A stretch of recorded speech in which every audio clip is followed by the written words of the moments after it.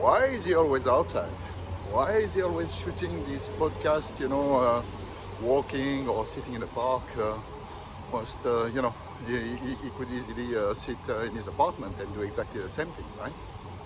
So yeah, that's true. And by the way, I've invested in a gimbal, right? So hopefully this is helping having a bit of a stability in the image and avoiding to give you car sickness, as you'll hopefully listening to my rambling and sound bites. But yeah, I guess there's two reasons for that.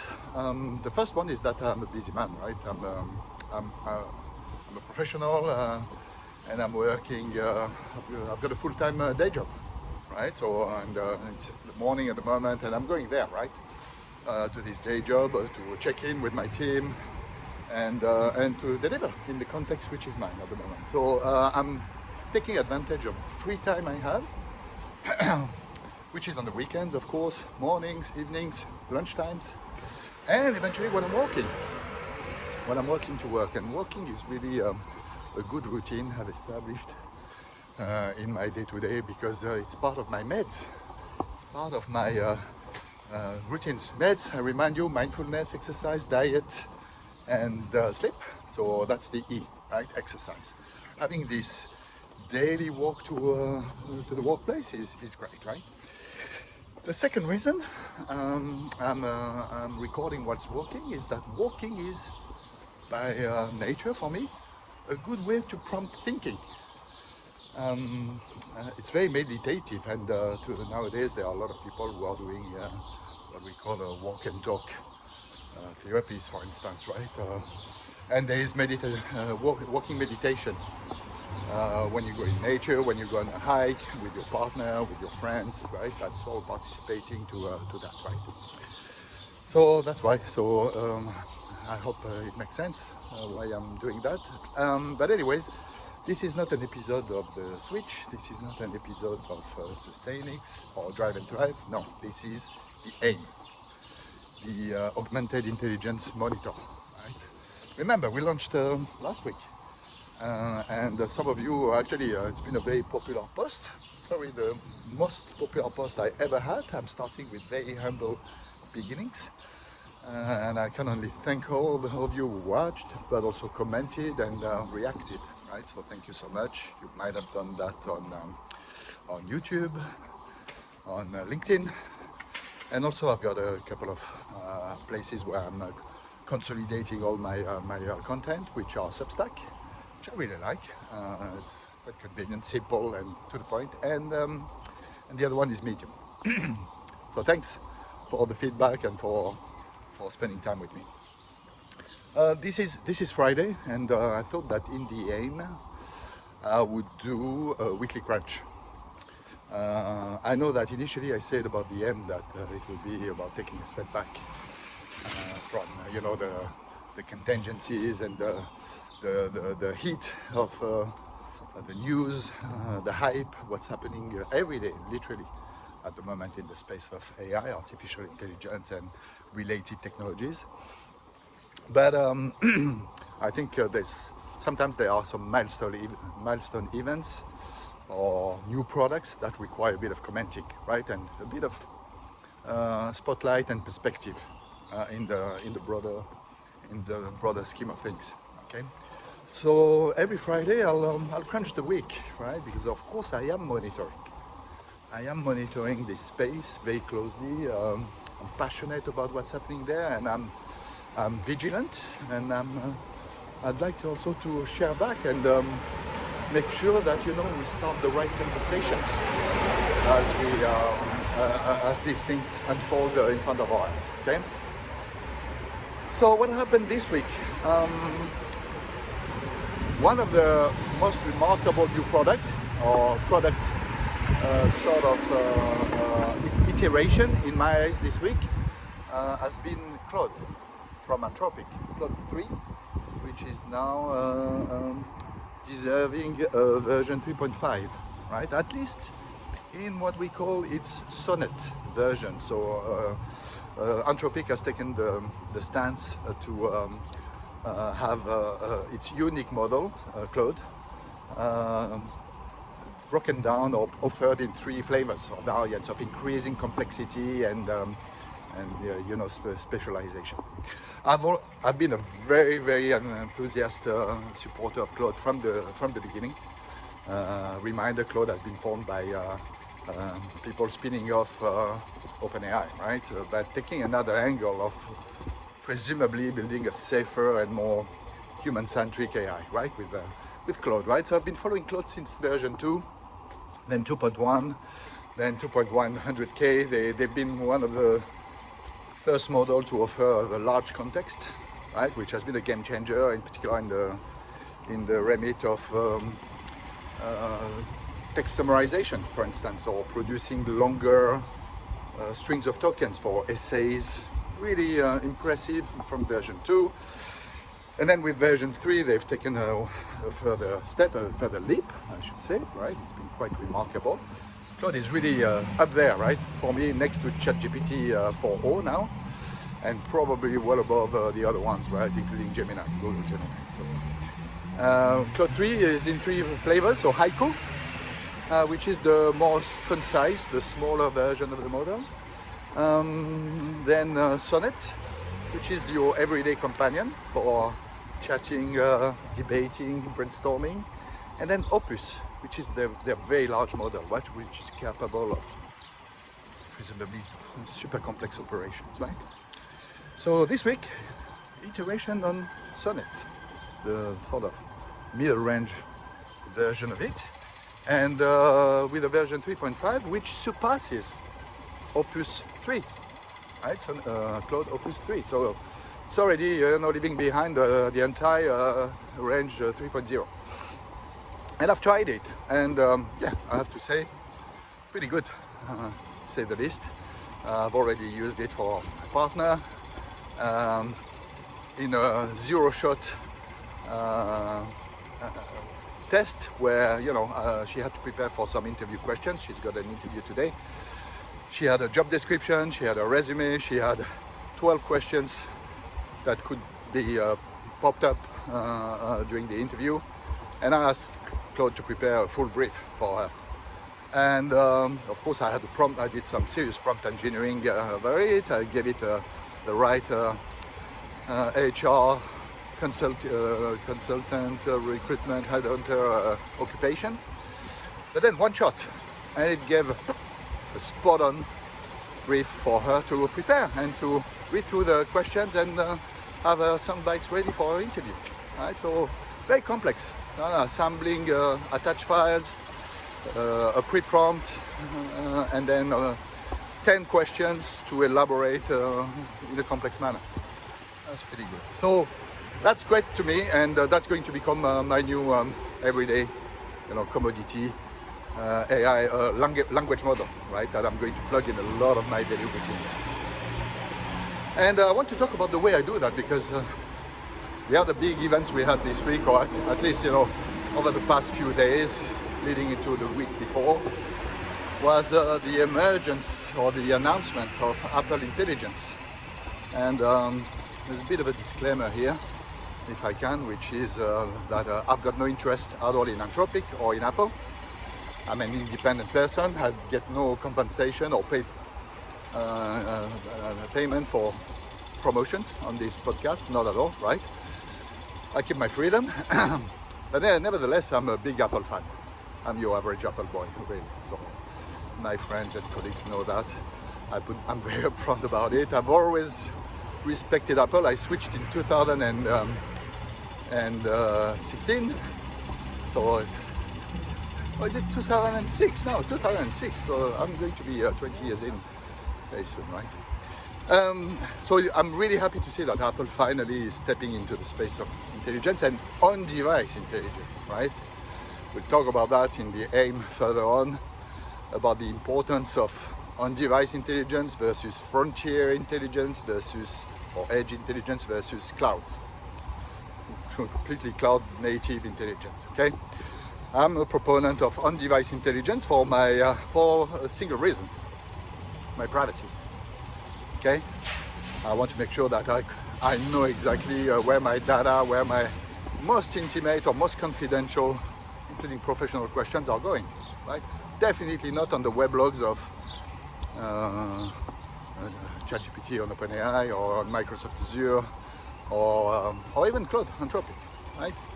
So really excited by this Apple Intelligence, except that, of course, I'm looking forward to seeing what sort of models they are going to embark, right? Because it's probably going to be homegrown, but for now I hear that the first announcement was to say that they are going to allow anyone to plug ChatGPT in, which is great. You have the choice. That choice means choices, right? You need options. And ChatGPT is great, but I'd like to be able to plug Claude, or to be able to plug some more open, more transparent models. And we'll talk in the end about this big debate between closed source and open source AI, right?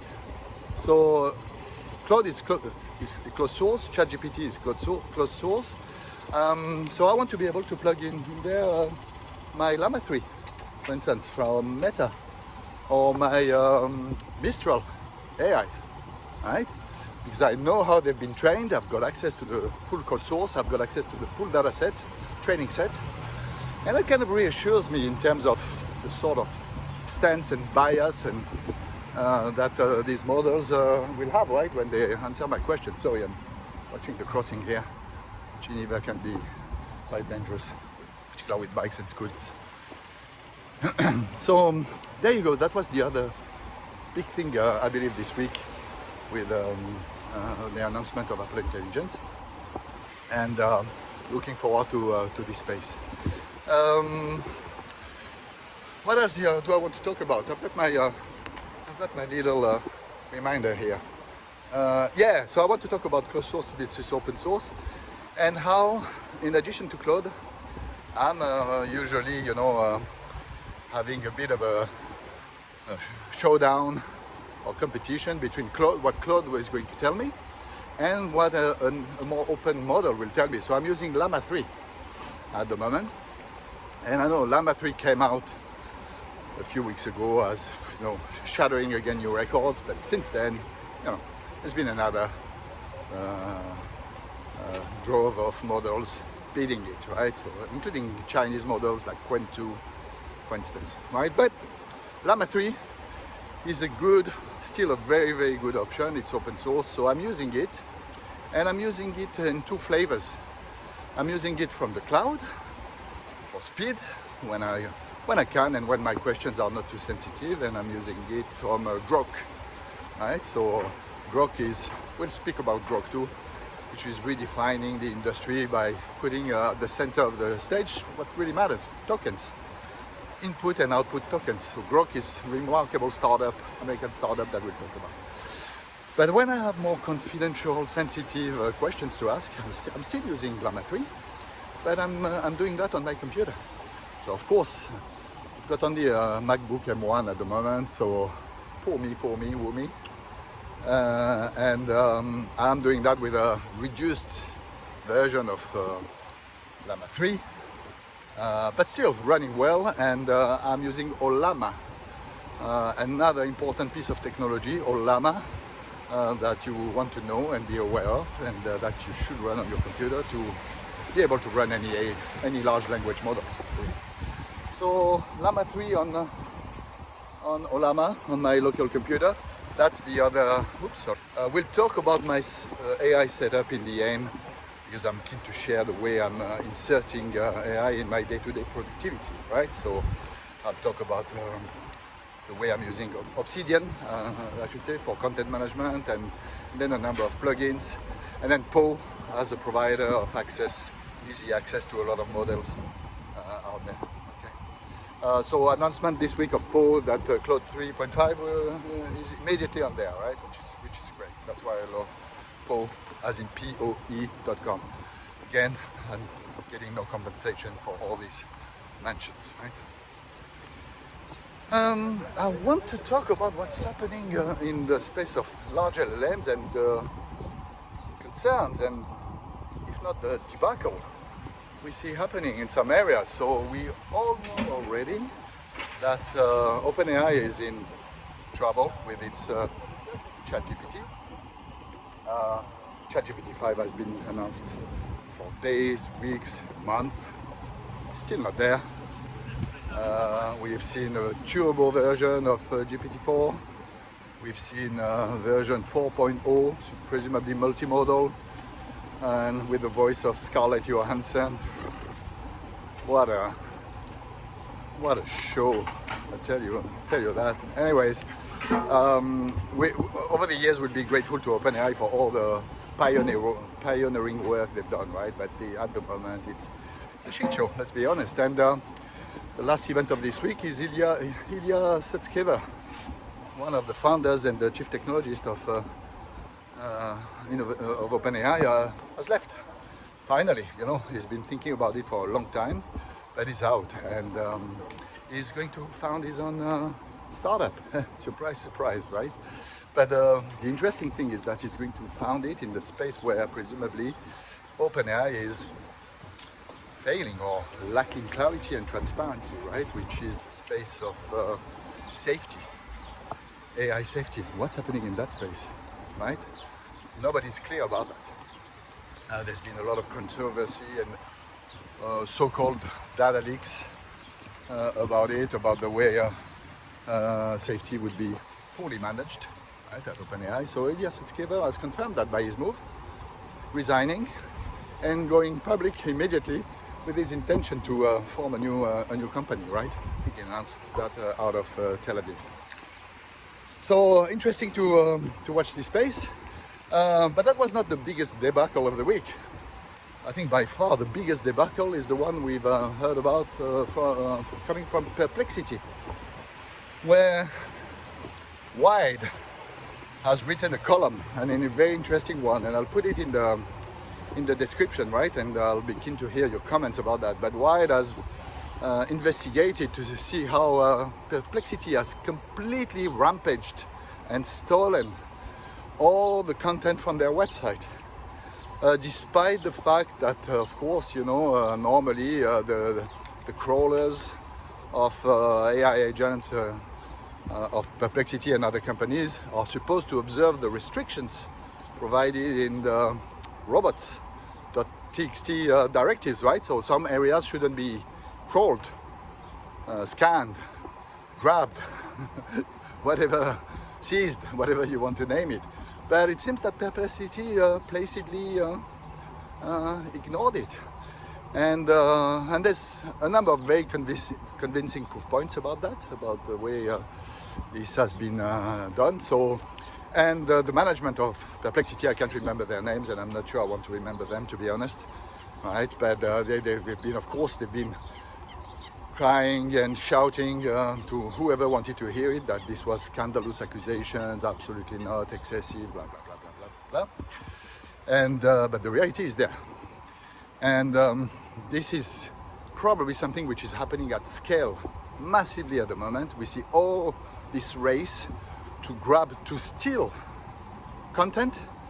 Wired is part of the large media group called Condé Nast. And it's just not Wired, it's entire media groups at the moment which are besieged, assaulted by these large language model companies, and their content is shamelessly taken and you know, to train hungry and hungrier and hungrier models, right? So that's really concerning. But the worst with with Perplexity is that on top of that, if it was not enough to steal content, there are some allegations and some quite compelling proofs of the model simply reporting to prompts and to some questions where, you know, a relevant answer would be missing, simply giving back bullshit, fabrications, completely anti-speculations and completely fabricated synthetic content, right? So we're talking about ethics here, right? We're talking about governance, we're talking about responsible AI and safe AI. Well, everything I hear coming from Perplexity at the moment it sounds exactly like the opposite. So if you're a Perplexity subscriber today, ask yourself the question, do your diligences, right? I'm not. I've been considering, of course, I've been monitoring their service offering and their products. but I'm not, and I'm not going to be. I'm now going to be extremely vigilant, not with just Perplexity, but with any other vendor, really, as we should, right?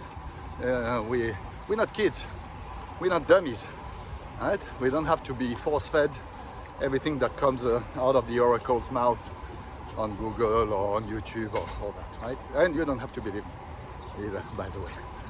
Right, so that was an interesting debacle this week, and watch out for more developments. Okay, that was on the bad side. I will continue on the bad side, and I'm asking myself some questions, and maybe you do too. And I'd be keen to hear your views on that. Right, so my internet has been super slow this week at random times. I thought it was my box, I thought it was my provider. I'm not sure yet if it is or not. But then I've started to hear from the web, from the network, and from prominent figures like Emad Mostake, for instance, ex-Stability AI, and that the internet is running out of compute, right? And the reason for that is that, again, everyone is training a model at the moment, everyone. And I've got the feeling that these models are crawling and fetching the entire web over and over again, right? Initially there was just, it was the virgin land, right? It's like the Far West back in the days, right? The land was completely virgin and the first settlers were OpenAI. But now what we can see is that it's the gold rush, and behind OpenAI you've got all these big companies, Google, Amazon, Nvidia, now Microsoft, etc. But you've got all these startups, like Perplexity, for instance, who are there and they want to, collect and reap, harvest the data from the land too, right? And the land is the internet, and it's a network, and it's got finite capacity, right? So I'm wondering if that's what's happening, right? And Emad Mostake is making the assumption that this is happening because of training, large language model training, in particular in the space of video large language models, right?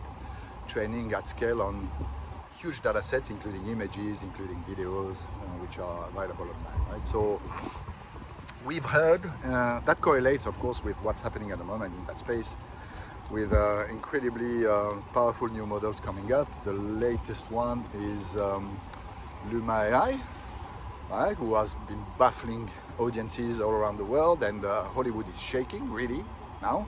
It's not just Midjourney, it's not just Runway, it's not just Sora, which by the way is still not there, another strange failed announcement of OpenAI, but Luma is here. And Luma, interestingly, they call their engine Dream Machine, and I really like that, because for the first time it's very honest, right, about LLMs. They are not artificial intelligence. No, they are dream machines, right? Yeah, so I'm happy that we are going to start using this as a common noun rather than as a product name, Dream Machine. It's not just Luma AI, it's all the LLMs, they are dream machines, right? And when you see what they are capable of, I mean, Luma AI is, yeah, you'll be baffled when you see the footage it's producing, including on the zero-shot prompts. Now, I think the CEO of Luma AI said very humbly, we're still far away from having an entire full movie from just one-line prompt. Oh, no shit, Sherlock. Yeah, you would hope so, because that could be quite random, right, at times. But yeah, so slow internet. Tell me what you think. Have you experienced that as well? Is it just me here in Geneva, where presumably we've got one of the fastest internet in the world? I don't know.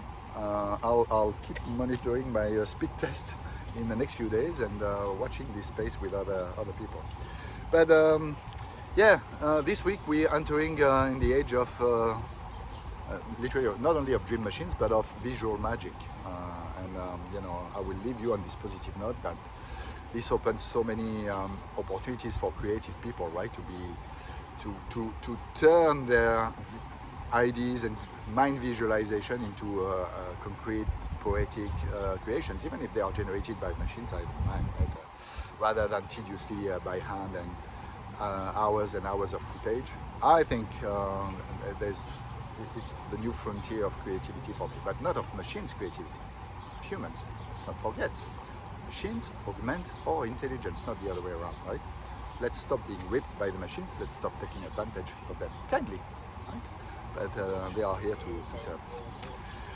That's it for today. I think I'm getting closer to my workplace, and it's another rainy day here in Geneva. This is the aim, and I'll leave you with this beautiful picture of the harbor of Geneva, right? So it's a gray morning, but the scenery is still breathtaking. And you'll tell me if this could be AI generated. I guess it's gonna be one day, right? I guess it's gonna be. Because of course this video will end up on YouTube, and I've got no doubt that it's going to be shamelessly sucked in by a large language model. Until next time, this is the aim. Thank you for listening. Take care, have a good weekend.